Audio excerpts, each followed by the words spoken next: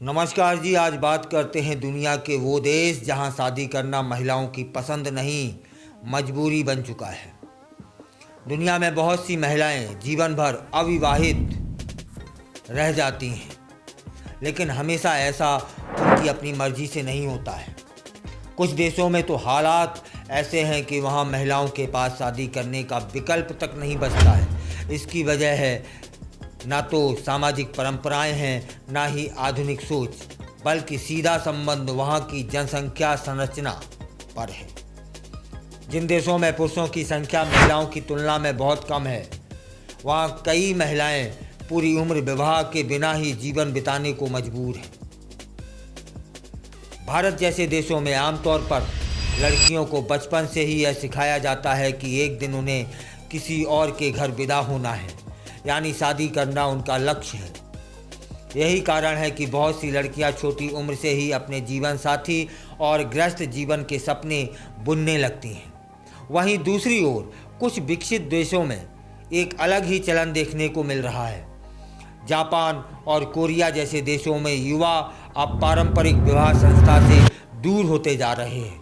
वहाँ की लड़कियाँ स्वयं शादी न करने का निर्णय ले रही हैं, जिसके कारण इन देशों में जन्म दर में तेजी से गिरावट देखी जा रही है। वहाँ की सरकारें इस संकट से उबरने के लिए नई नई योजनाएं भी बना रही हैं। लेकिन एक और वर्ग है, ऐसे देश जहाँ महिलाएं शादी करना चाहती हैं, लेकिन चाह कर भी नहीं कर पाती। कौन कौन से देश हैं इस सूची में? कुछ देशों में महिलाओं की अकेलेपन की वजह उनके जीवन के निर्णय नहीं, बल्कि जनसांख्यिकी है। रूस, हांगकांग, एस्टोनिया, बेलारूस और सल्वाडोर जैसे देशों में बड़ी संख्या में महिलाएं शादी से वंचित रह जाती हैं।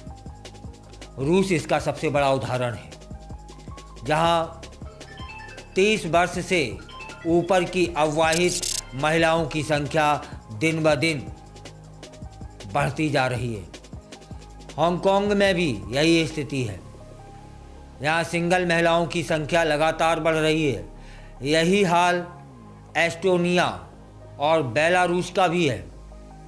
और इन सभी देशों में महिलाएं शादी करना चाहती हैं, लेकिन पुरुषों की संख्या इतनी कम है कि उनके लिए योग्य जीवन साथी मिलना बहुत दुर्लभ हो रहा है।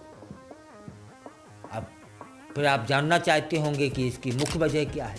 इन देशों में इस स्थिति का सबसे बड़ा कारण सेक्स रेशियो में असंतुलन है, यानी वहाँ पुरुषों की तुलना में महिलाओं की संख्या काफ़ी अधिक है।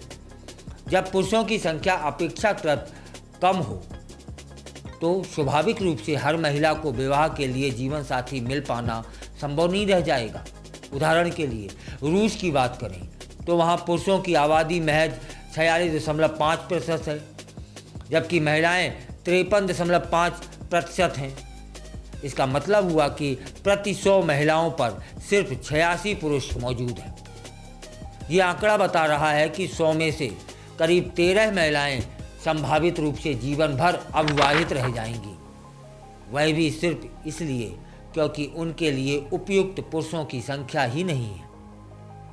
इसका सामाजिक प्रभाव क्या पड़ेगा? महिलाओं के अविवाहित रहने से बर्थ रेट यानी जन्म दर में गिरावट आएगी, जिससे जनसंख्या वृद्धि होती है और भविष्य की श्रम शक्ति प्रभावित होती है। पारिवारिक और सामाजिक संरचना में बदलाव आता है। अधिक महिलाएं अकेलेपन, मानसिक स्वास्थ्य समस्याओं और सामाजिक अलगाव का सामना करती हैं। सरकारों को इस स्थिति से निपटने के लिए जनसंख्या संतुलन पर ध्यान देना पड़ेगा। कुछ देशों ने पार्टनरशिप इंसेंटिव, फर्टिलिटी स्कीम्स और माइग्रेशन पॉलिसी में बदलाव जैसे उपाय भी अपना लिए हैं।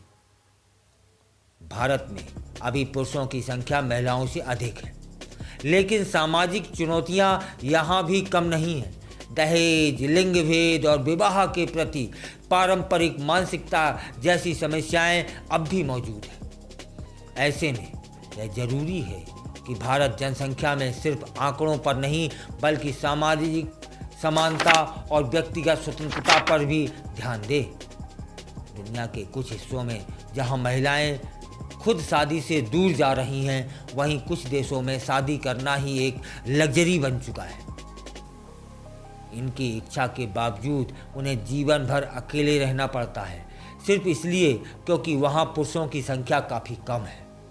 यह सामाजिक असंतुलन केवल व्यक्तिगत स्तर पर नहीं, बल्कि राष्ट्रीय नीति और जनसंख्या नियोजन तक असर डाल रहा है।